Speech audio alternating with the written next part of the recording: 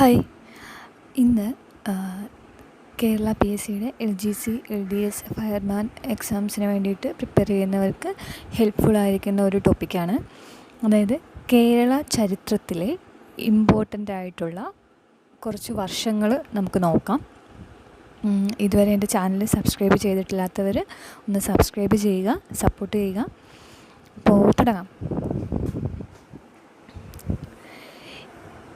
AD 45 Greek നാവികൻ ഹിപ്പാലസിൻ്റെ Kerala സന്ദർശനം. Greek നാവികനായ Hippalus കേരളത്തിൽ എത്തിയത് AD 45 AD 52 സെൻറ്റ് തോമസ് കേരളത്തിൽ വന്നുവെന്ന് വിശ്വസിക്കപ്പെടുന്നു. AD 52 സെൻറ്റ് തോമസ് കേരളത്തിൽ വന്നുവെന്ന് വിശ്വസിക്കപ്പെടുന്നത്. AD 68 ജൂതന്മാർ കേരളത്തിൽ വന്നത് AD 68 ഓർക്കുക, ജൂതന്മാർ കേരളത്തിൽ വന്നത് AD 68 AD 644 അറബി സഞ്ചാരിയായ മാലിക് ബിൻ ദിനാർ കേരളത്തിൽ വന്നു. അറബി സഞ്ചാരിയായ മാലിക് ബിൻ ദിനാർ കേരളത്തിൽ വന്നത് AD 644 AD 788 ശ്രീ ശങ്കരാചാര്യർ ജനിച്ച വർഷം AD 788 AD 820 ശ്രീ ശങ്കരാചാര്യരുടെ സമാധി. ഓർക്കുക, ശ്രീ ശങ്കരാചാര്യർ ജനിച്ചത് AD 788 ശ്രീ ശങ്കരാചാര്യരുടെ സമാധി AD 820 AD 825 കൊല്ലവർഷാരംഭം. AD 825 കൊല്ലവർഷ ആരംഭം. AD 829 ആദ്യത്തെ മാമാങ്കം നടന്നത്. AD 829 ആദ്യത്തെ മാമാങ്കം നടന്നത്. AD 851 അറബി വ്യാപാരി സുലൈമാൻ കേരളം സന്ദർശിച്ചു. അറബി വ്യാപാരിയായ സുലൈമാൻ കേരളം സന്ദർശിച്ചത് AD 851 AD 1000 AD 1000 ജൂതശാസനം പുറപ്പെടുവിച്ചത്. AD 1000 ജൂതശാസനം പുറപ്പെടുവിച്ചത്.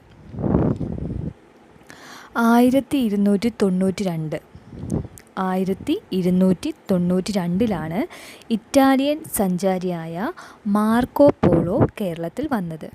ഓർക്കുക, 1292 ഇറ്റാലിയൻ സഞ്ചാരിയായ മാർക്കോ പോളോ കേരളത്തിൽ വന്നത്. 1341 പെരിയാറിലെ വെള്ളപ്പൊക്കം ഉണ്ടായത്. കൊടുങ്ങല്ലൂർ തുറമുഖം നശിച്ചത് 1341 പെരിയാറിലെ വെള്ളപ്പൊക്കത്തിലാണ്. 1498 വാസ്കോഡ ഗാമ കേരളത്തിലെത്തി. 1498 വാസ്കോഡ ഗാമ കേരളത്തിലെത്തിയത്. 1500 പോർച്ചുഗീസ് നാവികനായ കബ്രാൾ കേരളത്തിലെത്തി. 1500 പോർച്ചുഗീസ് നാവികനായ കബ്രാൾ കേരളത്തിലെത്തിയത്. 1502 വാസ്കോഡ ഗാമയുടെ രണ്ടാം കേരള സന്ദർശനം 1502 വാസ്കോഡ ഗാമയുടെ രണ്ടാം കേരള സന്ദർശനം 1502 1503 മാനുവൽ കോട്ട നിർമ്മിച്ചു. 1503 മാനുവൽ കോട്ട നിർമ്മിച്ചു. 1505 ആദ്യ പോർച്ചുഗീസ് വൈസ്രോയി ഡി അൽമേഡ കൊച്ചിയിലെത്തി. 1505 ആദ്യ പോർച്ചുഗീസ് വൈസ്രോയി ഡി അൽമേഡ കൊച്ചിയിലെത്തി. 1524 വാസ്കോഡ ഗാമയുടെ മൂന്നാം കേരള സന്ദർശനവും അതേപോലെ തന്നെ വാസ്കോഡ ഗാമ അന്തരിച്ചതും 1524 ഓർക്കുക, 1524 വാസ്കോഡ ഗാമയുടെ മൂന്നാം കേരള സന്ദർശനം. വാസ്കോഡ ഗാമ അന്തരിച്ചതും 1524 1531 ചാലിയം കോട്ട നിർമ്മിച്ചത് 1531 ഓർക്കുക, ചാലിയം കോട്ട നിർമ്മിച്ചത് 1531 മട്ടാഞ്ചേരിയിൽ പോർച്ചുഗീസുകാർ ഡച്ച് കൊട്ടാരം നിർമ്മിച്ചത് 1555 1555 മട്ടാഞ്ചേരിയിൽ പോർച്ചുഗീസുകാർ ഡച്ച് കൊട്ടാരം നിർമ്മിച്ചത്. 1567 മട്ടാഞ്ചേരിയിൽ ജൂതപ്പള്ളി നിർമ്മിച്ചു. 1568 എന്നും ഔദ്യോഗിക രേഖകളിൽ കാണപ്പെടുന്നുണ്ട്. ഇതിൽ രണ്ടിലേതെങ്കിലും ഒന്നായിരിക്കും ഓപ്ഷനിലുണ്ടാവുക. ഓർക്കുക, 1567 മട്ടാഞ്ചേരിയിൽ ജൂതപ്പള്ളി നിർമ്മിച്ചു. ഔദ്യോഗിക രേഖകളിൽ 1568 എന്നും കാണപ്പെടുന്നുണ്ട്. 1573 കൊച്ചി, വൈപ്പിൻ കോട്ട എന്നിവിടങ്ങളിൽ പ്രിൻറ്റിംഗ് പ്രസ് പ്രവർത്തനം ആരംഭിച്ചു. കൊച്ചി, വൈപ്പിൻ കോട്ട എന്നിവിടങ്ങളിൽ പ്രിൻറ്റിംഗ് പ്രസ് പ്രവർത്തനം ആരംഭിച്ചത് 1573 1599 ഉദയംപേരൂർ സുന്നഹദോസ്. 1599 ഉദയംപേരൂർ സുന്നഹദോസ്. 1600 കുഞ്ഞാലി നാലാമനെ പോർച്ചുഗീസുകാർ ഗോവയിൽ വെച്ച് വധിച്ചത് 1600 കുഞ്ഞാലി നാലാമനെ പോർച്ചുഗീസുകാർ ഗോവയിൽ വെച്ച് വധിച്ചത് 1600 1653 കൂനൻ കുരിശ് സത്യം. 1653 കൂനൻ കുരിശ് സത്യം നടന്നത്. 1678 മലയാള ലിപി ആദ്യമായി അച്ചടിച്ച ഹോർത്തൂസ് മലബാറിക്കസ് എന്ന കൃതി 12 വാല്യങ്ങളായി ആംസ്റ്റർഡാമിൽ നിന്നും പ്രസിദ്ധീകരിച്ചു. ഓർക്കുക, 1678 മുതൽ 1703 വരെയായിരുന്നു അതിൻ്റെ പ്രസിദ്ധീകരണം. 1678 അത് ആരംഭിക്കുന്നത്.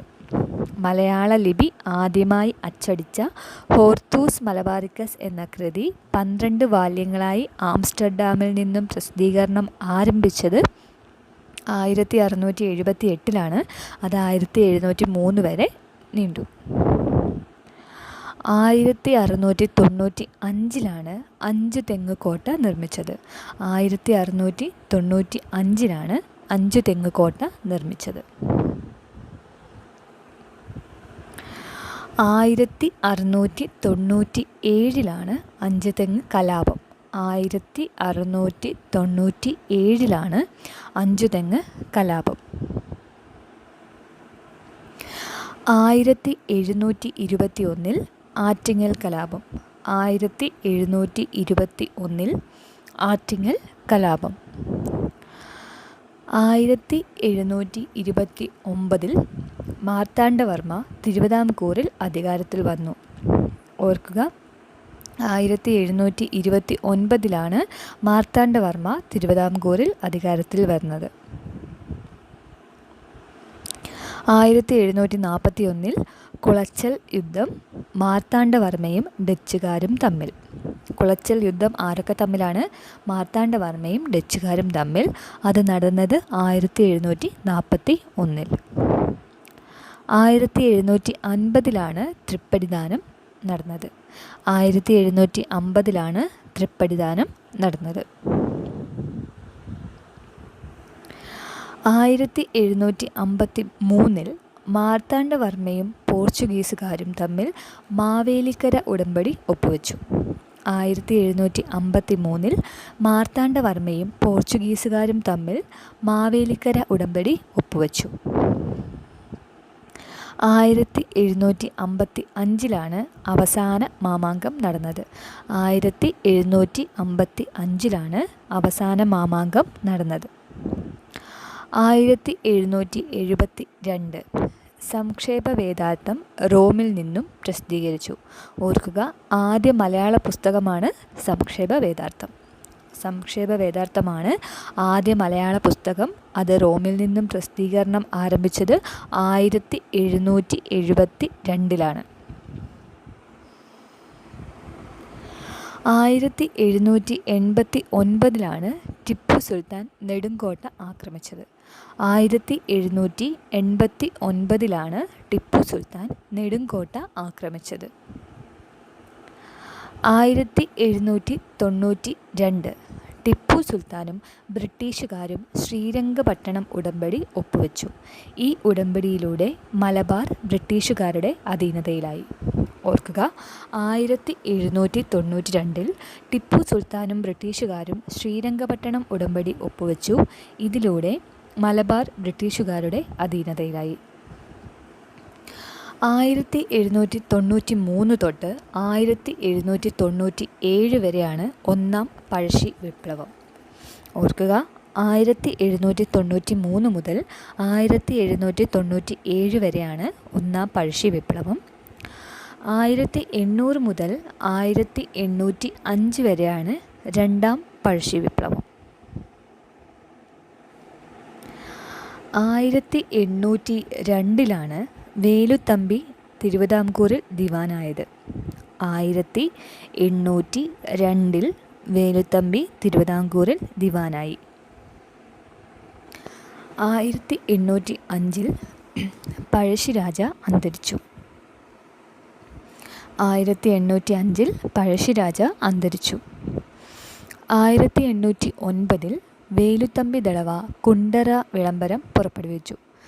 1809 വേലുത്തമ്പി ദളവ കുണ്ടറ വിളംബരം പുറപ്പെടുവിച്ചു. എന്നാണ് വേലുത്തമ്പി ദളവ കുണ്ടറ വിളംബരം പുറപ്പെടുവിച്ചത്?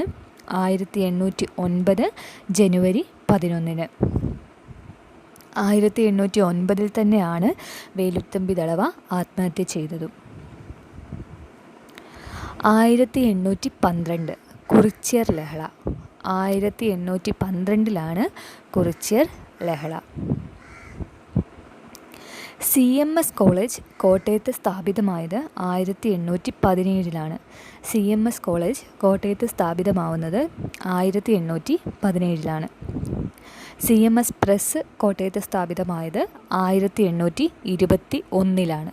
CMS കോളേജ് കോട്ടയത്ത് സ്ഥാപിതമാവുന്നത് 1817. CMS പ്രസ് കോട്ടയത്ത് സ്ഥാപിതമാവുന്നത് 1821. ആദ്യത്തെ മലയാള പത്രം ഏതാണ്? രാജ്യസമാചാരമാണ്.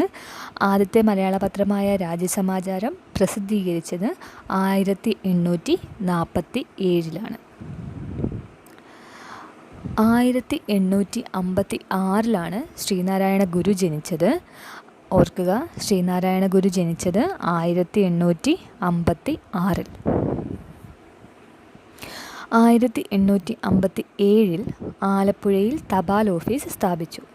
ആലപ്പുഴയിൽ ആദ്യമായി തപാൽ ഓഫീസ് സ്ഥാപിക്കുന്നത് 1857.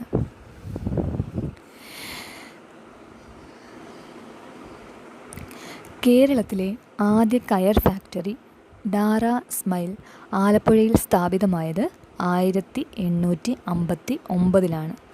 1859 കേരളത്തിലെ ആദ്യ കയർ ഫാക്ടറി ആലപ്പുഴയിൽ സ്ഥാപിതമായത്. ഏതാണ് കേരളത്തിലെ ആദ്യ കയർ ഫാക്ടറി? ഡാറ സ്മൈൽ.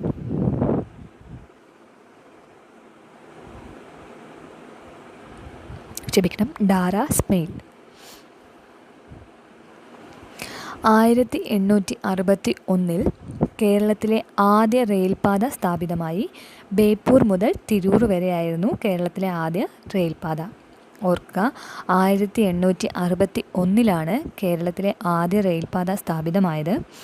ബേപ്പൂർ മുതൽ തിരൂർ വരെയായിരുന്നു ആദ്യത്തെ റെയിൽപാത. 1865 പണ്ടാരപ്പാട്ട വിളംബരം നടന്നത്. 1865 പണ്ടാരപ്പാട്ട വിളംബരം നടന്നത്. 1869 തിരുവനന്തപുരത്തെ സെക്രട്ടേറിയറ്റ് മന്ദിരം ഉദ്ഘാടനം ചെയ്തത് 1869. തിരുവനന്തപുരത്തെ സെക്രട്ടേറിയറ്റ് മന്ദിരം ഉദ്ഘാടനം ചെയ്തത് 1869. 1887 കോട്ടയത്തെ മന്നാനത്ത് നിന്നും ദീപിക പത്രം പ്രസിദ്ധീകരണം ആരംഭിച്ചത്. ഓർക്കുക, 1887 ദീപിക പത്രം പ്രസിദ്ധീകരണം ആരംഭിക്കുന്നത്. കോട്ടയത്തെ മന്നാനത്ത് നിന്നുമാണ് അത് പ്രസിദ്ധീകരണം ആരംഭിച്ചത്. മലയാളത്തിലെ നിലവിലുള്ള ഏറ്റവും പഴക്കമുള്ള ദിനപത്രമാണ് ദീപിക. 1888 ശ്രീനാരായണ ഗുരുവിൻ്റെ അരുവിപ്പുറം പ്രതിഷ്ഠ നടന്നത് 1888. അതേപോലെ തന്നെ മലയാള മനോരമ പത്രം പ്രസിദ്ധീകരണം ആരംഭിച്ചതും 1888. തിരുവിതാംകൂർ ലെജിസ്ലേറ്റീവ് കൗൺസിൽ നിലവിൽ വന്നതും 1888. ഓർക്കുക, ശ്രീനാരായണ ഗുരുവിൻ്റെ അരുവിപ്പുറം പ്രതിഷ്ഠ നടന്നത് 1888. മലയാള മനോരമ പത്രം പ്രസിദ്ധീകരണം ആരംഭിച്ചത് 1888.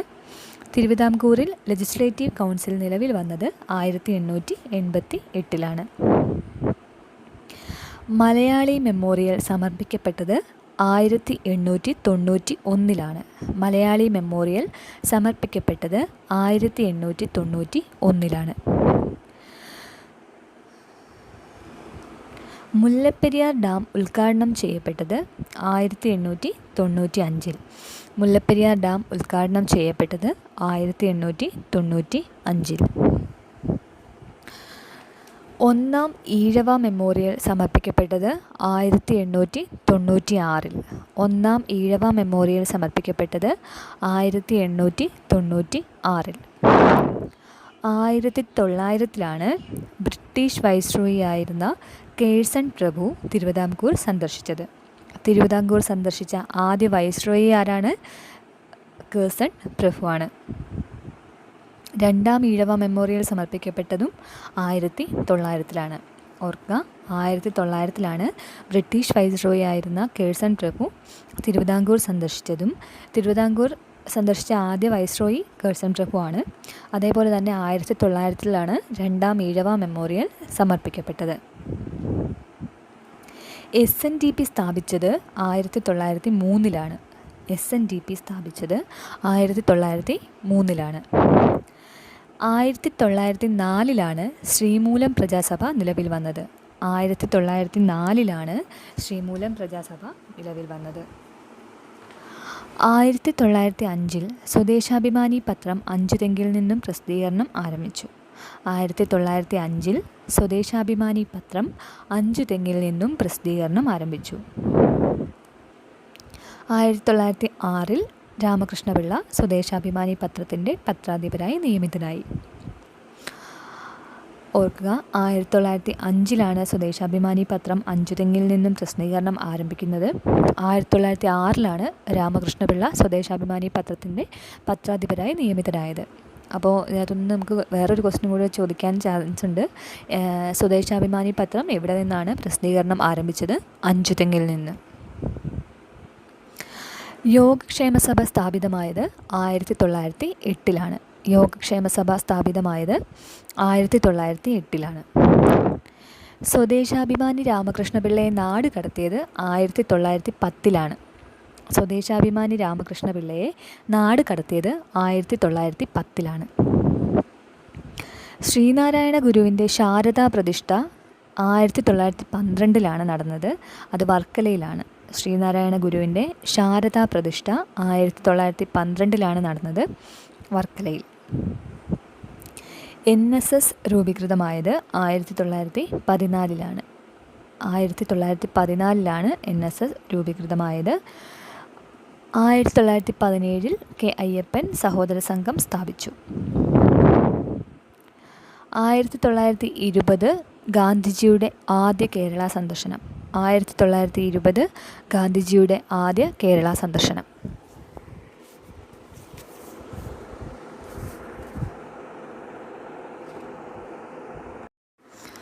1920 ഗാന്ധിജിയുടെ ആദ്യ സന്ദർശനം, ആദ്യ കേരള സന്ദർശനം.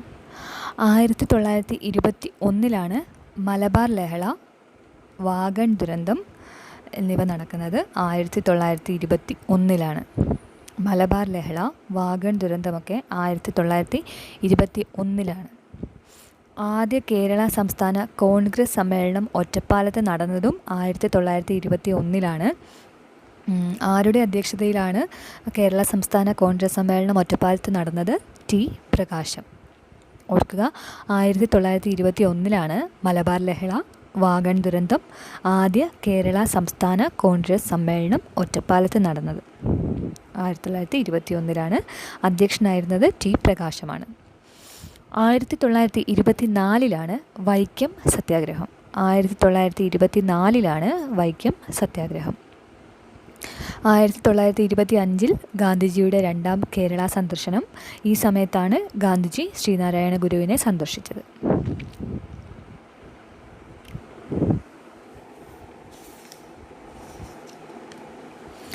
1927 ഗാന്ധിജിയുടെ മൂന്നാം കേരള സന്ദർശനം. 1927 ഗാന്ധിജിയുടെ മൂന്നാം കേരള സന്ദർശനം. 1928 ശ്രീനാരായണ ഗുരു സമാധിയായത്. ശ്രീനാരായണ ഗുരു സമാധിയായത് 1928. 1930 പയ്യന്നൂരിൽ കെ കേളപ്പൻ്റെ നേതൃത്വത്തിൽ ഉപ്പ് സത്യാഗ്രഹം നടന്നത്. 1930 പയ്യന്നൂരിൽ കെ കേളപ്പൻ്റെ നേതൃത്വത്തിൽ ഉപ്പ് സത്യാഗ്രഹം നടന്നത്. 1930 തന്നെയാണ് കേരള കലാമണ്ഡലം സ്ഥാപിച്ചത്. 1931 ഗുരുവായൂർ സത്യാഗ്രഹം നടന്നു. അതേപോലെ തന്നെ VT ഭട്ടതിരിപ്പാടിൻ്റെ നേതൃത്വത്തിൽ യാചനായാത്ര തൃശ്ശൂർ മുതൽ ചന്ദ്രഗിരിപ്പുഴ വരെ നടത്തി. അപ്പോൾ 1931 എന്തൊക്കെയാണ്? ഗുരുവായൂർ സത്യാഗ്രഹം ഉണ്ടായിരുന്നു. VT ഭട്ടതിരിപ്പാടിൻ്റെ നേതൃത്വത്തിൽ യാചനായാത്ര നടത്തി തൃശ്ശൂർ മുതൽ ചന്ദ്രഗിരിപ്പുഴ വരെ. 1932 നിവർത്തന പ്രക്ഷോഭം. 1932 നിവർത്തന പ്രക്ഷോഭം. 1934 ഗാന്ധിജിയുടെ നാലാം കേരള സന്ദർശനം. 1934 ഗാന്ധിജിയുടെ നാലാം കേരള സന്ദർശനം. 1935 തിരുവനന്തപുരം മുംബൈ വിമാന സർവീസ് ആരംഭിച്ചു. 1935 തിരുവനന്തപുരം മുംബൈ വിമാന സർവീസ് ആരംഭിച്ചു. ക്ഷേത്രപ്രവേശന വിളംബരം എന്നായിരുന്നു. 1936 നവംബർ 12 ക്ഷേത്രപ്രവേശന വിളംബരം. 1936 തന്നെയാണ് AKGയുടെ നേതൃത്വത്തിൽ പട്ടിണി ജാഥ കണ്ണൂർ മുതൽ മദ്രാസ് വരെ നടത്തിയത്. അതേപോലെ തന്നെ 1936 കൊച്ചിയിൽ വൈദ്യുതി സമരം നടന്നത്.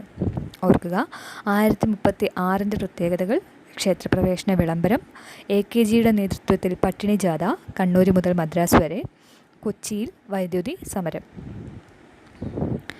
1937 ഗാന്ധിജിയുടെ അഞ്ചാമത്തെയും ഒടുവിലത്തെയും കേരള സന്ദർശനം നടന്നത് 1937.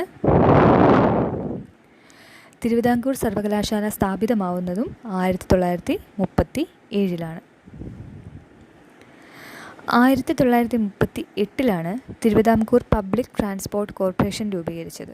1938 തിരുവിതാംകൂർ പബ്ലിക് ട്രാൻസ്പോർട്ട് കോർപ്പറേഷൻ രൂപീകരിച്ചത്. തിരുവിതാംകൂർ സ്റ്റേറ്റ് കോൺഗ്രസ് സ്ഥാപിതമായതും 1938. 1938 തിരുവിതാംകൂർ പബ്ലിക് ട്രാൻസ്പോർട്ട് കോർപ്പറേഷൻ രൂപീകരിച്ചു. തിരുവിതാംകൂർ സ്റ്റേറ്റ് കോൺഗ്രസ് സ്ഥാപിതമായി. 1939 കേരളത്തിൽ കമ്മ്യൂണിസ്റ്റ് പാർട്ടി രൂപീകൃതമായി. അക്കാമ ചെറിയാൻ്റെ നേതൃത്വത്തിൽ രാജധാനി മാർച്ച് നടത്തി. 1939 കേരളത്തിൽ കമ്മ്യൂണിസ്റ്റ് പാർട്ടി രൂപീകൃതമായി. അക്കാമ ചെറിയാൻ്റെ നേതൃത്വത്തിൽ രാജധാനി മാർച്ച് നടത്തി. കയ്യൂർ സമരം 1941 നടന്നത്. കയ്യൂർ സമരം 1941 നടന്നത്. 1943 തിരുവനന്തപുരത്ത് റേഡിയോ നിലയം സ്ഥാപിതമായത്. 1943 തിരുവനന്തപുരത്ത് റേഡിയോ നിലയം സ്ഥാപിതമായത്. 1946 പുന്നപ്ര വയലാർ സമരം. 1946 പുന്നപ്ര വയലാർ സമരം.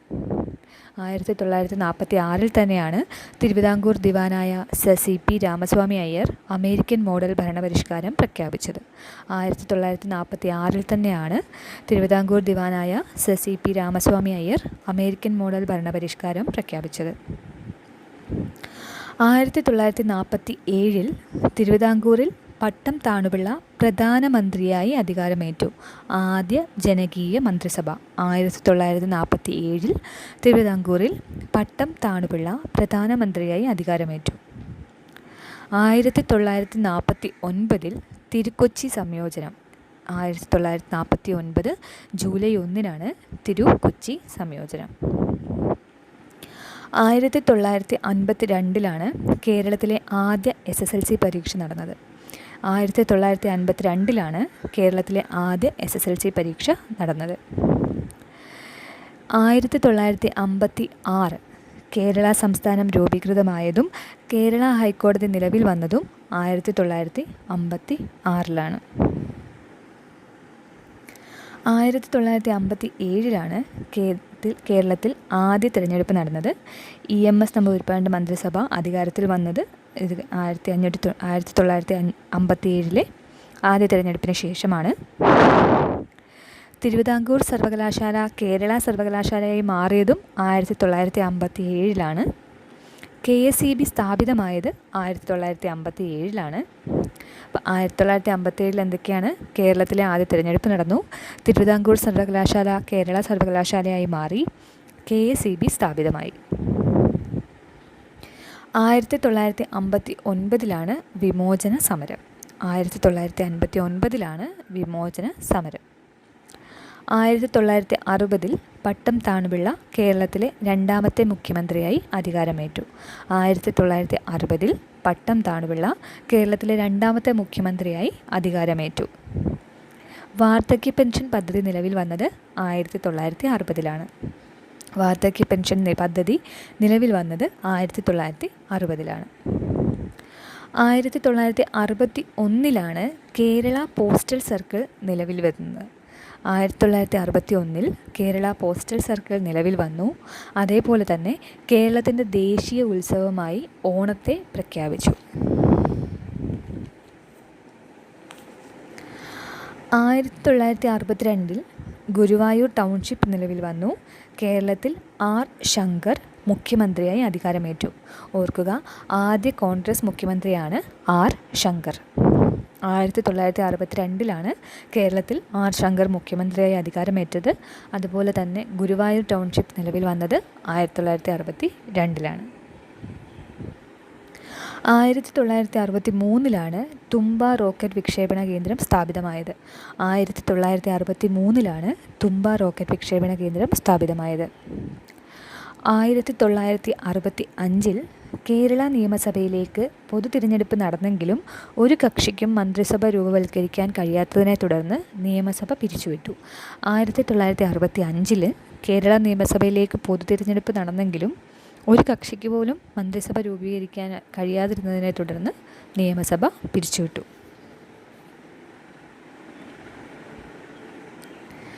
KSRTC രൂപീകരിച്ചത് 1965. കേരളത്തിലെ ആദ്യ ഫിലിം സൊസൈറ്റിയായ ചിത്രലേഖ ഫിലിം സൊസൈറ്റി സ്ഥാപിതമായത് 1965. G. ശങ്കരക്കുറുപ്പിന് ജ്ഞാനപീഠ പുരസ്കാരം ലഭിച്ചത് 1965. 1967 കേരളത്തിൽ ലോട്ടറി ആരംഭിച്ചത്.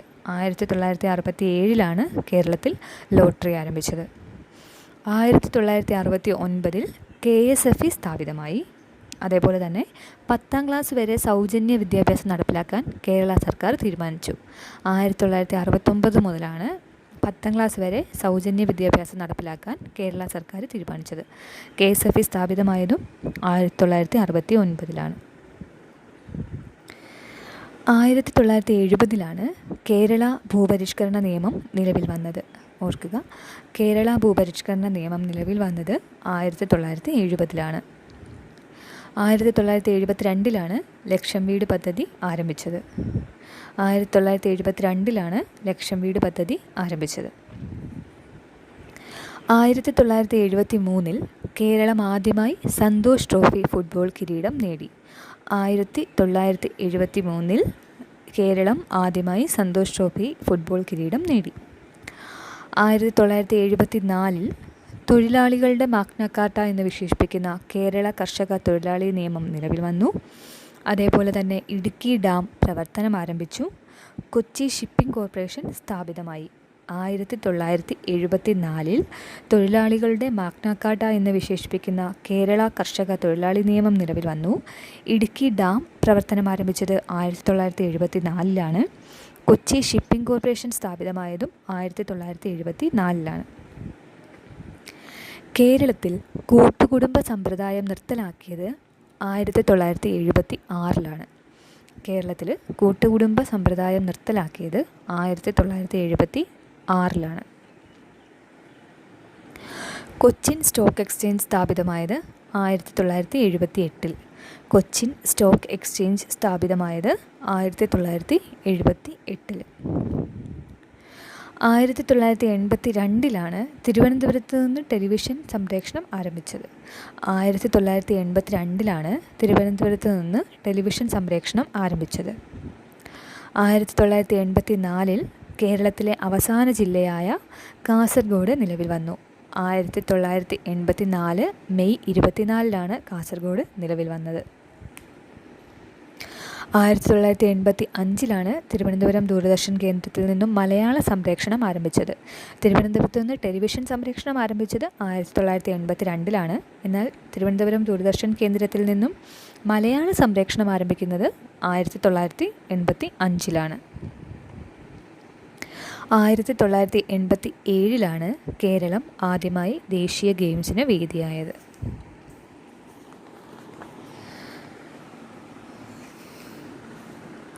1988 പെരുമൺ തീവണ്ടി അപകടം. പെരുമൺ തീവണ്ടി അപകടം ഉണ്ടായത് 1988 ജൂലൈ 8. 1989 ഇന്ത്യയിലെ ആദ്യ സമ്പൂർണ്ണ സാക്ഷര നഗരമായി കോട്ടയത്തെ പ്രഖ്യാപിച്ചത്. 1989 ഇന്ത്യയിലെ ആദ്യ സമ്പൂർണ്ണ സാക്ഷര നഗരമായി കോട്ടയത്തെ പ്രഖ്യാപിച്ചത്. അതേപോലെ തന്നെ സുപ്രീം കോടതിയിലെ ആദ്യ വനിതാ ജഡ്ജിയായി ഫാത്തിമ ബീവി നിയമിതയായി. 1989 ഇന്ത്യയിലെ ആദ്യ സമ്പൂർണ്ണ സാക്ഷര നഗരമായി കോട്ടയത്തെ പ്രഖ്യാപിച്ചു. സുപ്രീം കോടതിയിലെ ആദ്യ വനിതാ ജഡ്ജിയായി ഫാത്തിമ ബീവി നിയമിതയായി. 1990 ഇന്ത്യയിലെ ആദ്യത്തെ സമ്പൂർണ്ണ സാക്ഷര ജില്ലയായി എറണാകുളത്തെ പ്രഖ്യാപിച്ചു. 1989 ആദ്യ സമ്പൂർണ്ണ സാക്ഷര നഗരമായി കോട്ടയത്തെ പ്രഖ്യാപിച്ചു. 1990 ഇന്ത്യയിലെ ആദ്യത്തെ സമ്പൂർണ്ണ സാക്ഷര ജില്ലയായി എറണാകുളത്തെ പ്രഖ്യാപിച്ചു. അതേപോലെ തന്നെ ആർ ബാലകൃഷ്ണപിള്ളയ്ക്ക് കൂറുമാറ്റ നിരോധന നിയമം മൂലം നിയമസഭാംഗത്വം നഷ്ടപ്പെട്ടത് 1990. ഓർക്കുക, ആർ ബാലകൃഷ്ണപിള്ളയ്ക്ക് കൂറുമാറ്റ നിരോധന നിയമം മൂലം നിയമസഭാംഗത്വം നഷ്ടപ്പെട്ടത് 1990. 1991 ഇന്ത്യയിലെ ആദ്യത്തെ സമ്പൂർണ്ണ സാക്ഷരതാ സംസ്ഥാനമായി കേരളത്തെ പ്രഖ്യാപിച്ചു. 1991 ഇന്ത്യയിലെ ആദ്യത്തെ സമ്പൂർണ്ണ സാക്ഷരതാ സംസ്ഥാനമായി കേരളത്തെ പ്രഖ്യാപിച്ചു. അതേപോലെ തന്നെ തിരുവനന്തപുരം വിമാനത്താവളം അന്താരാഷ്ട്ര വിമാനത്താവളമായി പ്രഖ്യാപിച്ചതും 1991. കേരളത്തെ സമ്പൂർണ്ണ ആദിവാസി സാക്ഷരതാ സംസ്ഥാനമായി പ്രഖ്യാപിച്ചത് 1993. കേരളത്തെ സമ്പൂർണ്ണ ആദിവാസി സാക്ഷരതാ സംസ്ഥാനമായി പ്രഖ്യാപിച്ചത് 1993. കേരളത്തിൽ പഞ്ചായത്തി രാജ് ആക്ട് നിലവിൽ വന്നത് 1994 ഏപ്രിൽ 23. കേരളത്തിൽ പഞ്ചായത്തി രാജ് ആക്ട് നിലവിൽ വന്നത് 1994 ഏപ്രിൽ 23. കേരള ധനകാര്യ കമ്മീഷൻ നിലവിൽ വന്നതും 1994. കേരളത്തിൽ DPEP വിദ്യാഭ്യാസ സമ്പ്രദായം നിലവിൽ വന്നതും 1994. 1996 സംസ്ഥാന വനിതാ കമ്മീഷൻ നിലവിൽ വന്നത്. 1996 സംസ്ഥാന വനിതാ കമ്മീഷൻ നിലവിൽ വന്നത്. ചാരായ നിരോധന നിയമം നിലവിൽ വന്നതും 1996 ജനകീയാസൂത്രണം നിലവിൽ വന്നതും 1996 ഓർക്കുക, സംസ്ഥാന വനിതാ കമ്മീഷൻ നിലവിൽ വന്നത് 1996 ചാരായ നിരോധന നിയമം നിലവിൽ വന്നത് 1996 ജനകീയാസൂത്രണം നിലവിൽ വന്നത് 1996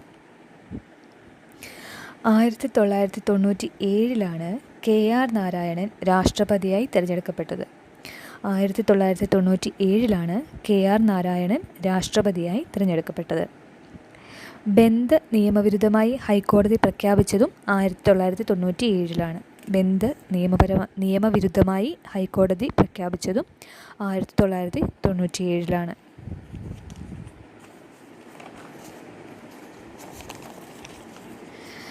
1998 സംസ്ഥാന മനുഷ്യാവകാശ കമ്മീഷൻ രൂപീകൃതമായത്. 1998 സംസ്ഥാന മനുഷ്യാവകാശ കമ്മീഷൻ രൂപീകൃതമായത്.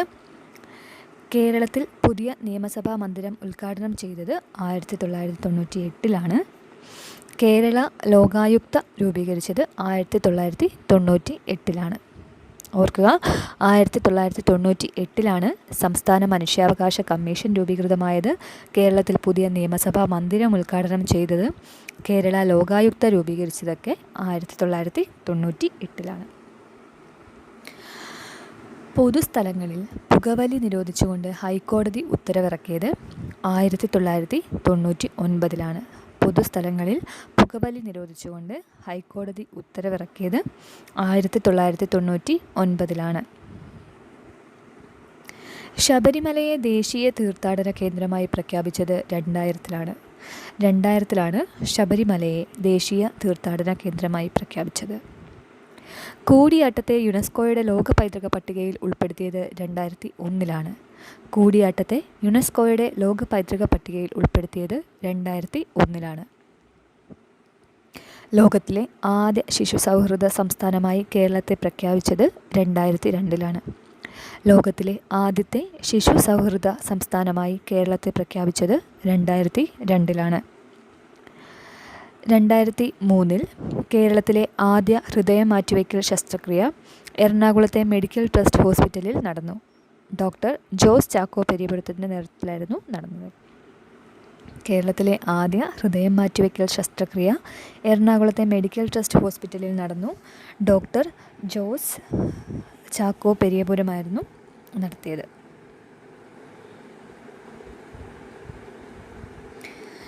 2004 കേരള സർക്കാർ ജലനിധി പദ്ധതി ആരംഭിക്കാൻ തീരുമാനിച്ചു. ആനമുടി വനമേഖലയെ ദേശീയോദ്യാനമായി പ്രഖ്യാപിച്ചു. കേരള തീരപ്രദേശങ്ങളിൽ സുനാമി നാശം വിതച്ചു. ഡിസംബർ 26, 2004 സുനാമി കേരള തീരപ്രദേശങ്ങളിൽ നാശം വിതച്ചത്. 2007 സംസ്ഥാനത്തെ ആദ്യ ബാലഭിക്ഷാടക വിമുക്ത ജില്ലയായി തിരുവനന്തപുരത്തെ പ്രഖ്യാപിച്ചു.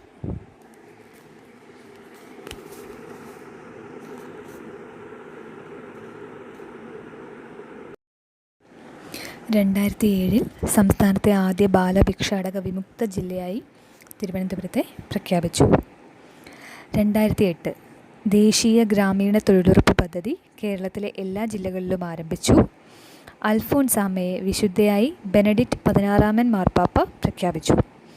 ദേശീയ ഗ്രാമീണ തൊഴിലുറപ്പ് പദ്ധതി കേരളത്തിലെ എല്ലാ ജില്ലകളിലും ആരംഭിച്ചത് 2008 അൽഫോൻസാമ്മയെ വിശുദ്ധയായി ബെനഡിക്ട് 16 മാർപ്പാപ്പ പ്രഖ്യാപിച്ചതും 2008 ഏഴിമല നാവിക അക്കാദമി രൂപം കൊണ്ടത് 2009 ഏഴിമല നാവിക അക്കാദമി രൂപം കൊണ്ടത് 2009 2012 പശ്ചിമഘട്ടം ലോക പൈതൃക പട്ടികയിൽ ഇടം നേടിയത്.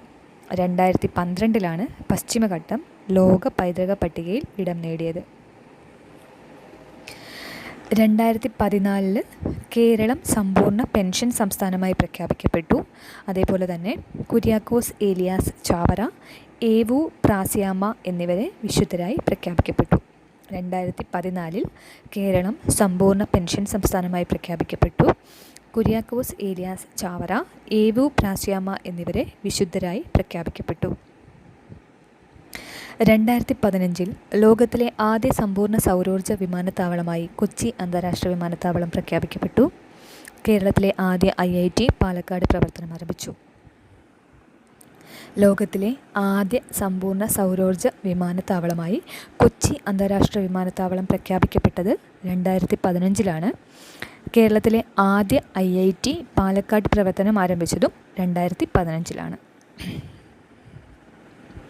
2016 100% പ്രാഥമിക വിദ്യാഭ്യാസം നേടിയ സംസ്ഥാനമായി കേരളത്തെ പ്രഖ്യാപിച്ചു. ഇന്ത്യയിലെ ആദ്യ ഡിജിറ്റൽ സംസ്ഥാനമായി കേരളത്തെ പ്രഖ്യാപിച്ചു. ഇന്ത്യയിലെ ആദ്യ ജെൻഡർ പാർക്ക് കോഴിക്കോട് ഉദ്ഘാടനം ചെയ്തു. 2016 100% പ്രാഥമിക വിദ്യാഭ്യാസം നേടിയ സംസ്ഥാനമായി കേരളത്തെ പ്രഖ്യാപിച്ചത്. ഇന്ത്യയിലെ ആദ്യ ഡിജിറ്റൽ സംസ്ഥാനമായി കേരളത്തെ പ്രഖ്യാപിച്ചതും 2016 ഇന്ത്യയിലെ ആദ്യ ജെൻഡർ പാർക്ക് കോഴിക്കോട് ഉദ്ഘാടനം ചെയ്തതും 2016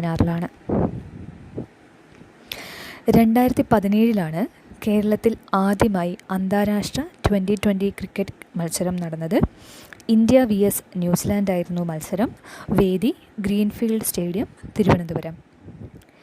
സമ്പൂർണ്ണ വൈദ്യുതീകൃത സംസ്ഥാനമായി കേരളത്തെ പ്രഖ്യാപിച്ചതും 2017 കേരളത്തിലെ ആദ്യ മെട്രോയായ കൊച്ചി മെട്രോ ഉദ്ഘാടനം ചെയ്തതും 2017 ഓർക്കുക.